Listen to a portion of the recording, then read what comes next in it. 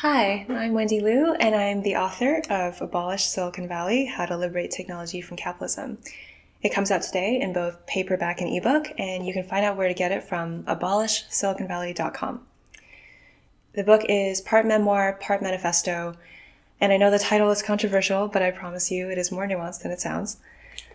And I'm honored to have been endorsed by Naomi Klein, Cory Doctorow, Nick Cernick, and Helen Hester, and the book was also featured as The Guardian's Book of the Day last week. So before I talk about the book, I want to say a few words about the current moment that we're in. Because my book is all about the problems of our socioeconomic system. And even though I wrote it last year before the pandemic started, the way everything has played out recently has only confirmed my fears. It's as if this virus were specifically designed to expose just how broken our system is. And contrary to what some are saying, viruses do discriminate. Look at who's been neglected even before this started. People in prisons, people who are unhoused, people who work low-wage jobs with little job security. And look at how they're being treated now. The virus didn't cause this. All of these societal divisions predate our current crisis. And we can't really be angry at a virus.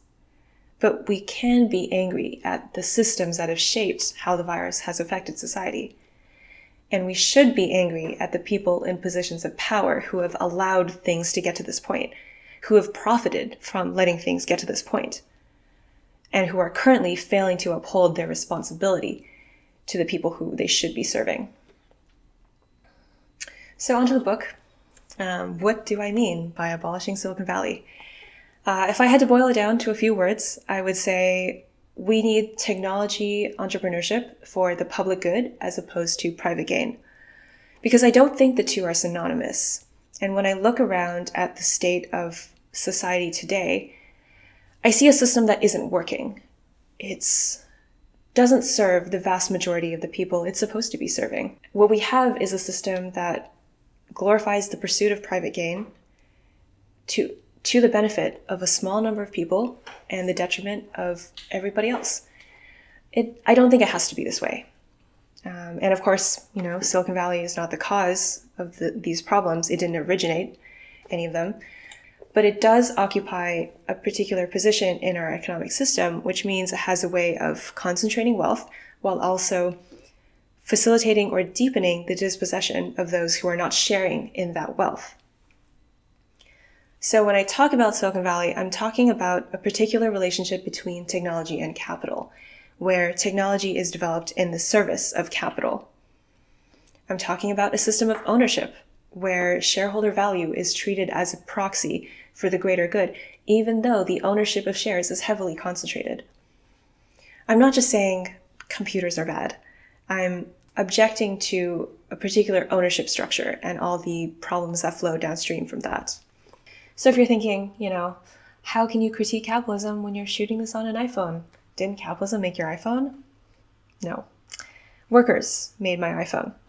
And the vast majority of workers who are involved in the production of an iPhone, not to mention everything else, are severely undercompensated, under-recognized, and not given any meaningful control over the economy or their own lives. And that to me is the crux of the problem. That's what animates my politics, the fact that workers don't have meaningful control. The kind of world I want to see is one where people have democratic control over their lives. And that could mean so many things, many of which I talk about in this book. But what I want to see is a world where technology is developed for the benefit of ordinary people, not just to enrich a small number.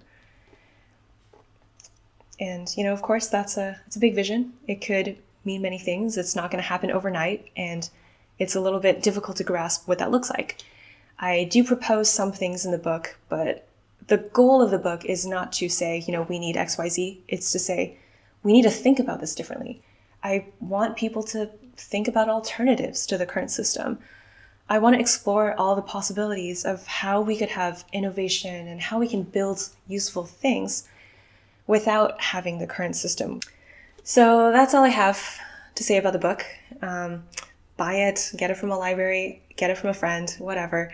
But most importantly, take care of yourselves and take care of each other, because we're living in a really difficult time and many of our institutions are failing us. The worlds that we've all gotten used to suddenly seems really fragile.